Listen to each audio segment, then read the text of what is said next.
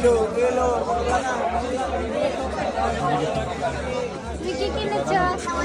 আমি কিনেছি আমার স্কুলের জন্য একটা চাবি রিং। তাই এখানে তো অনেকগুলো চাবি রিং আছে।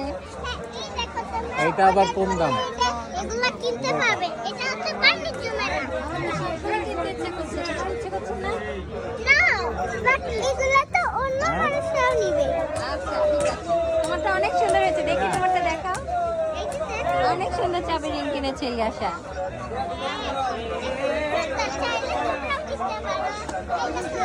দাম বেশি।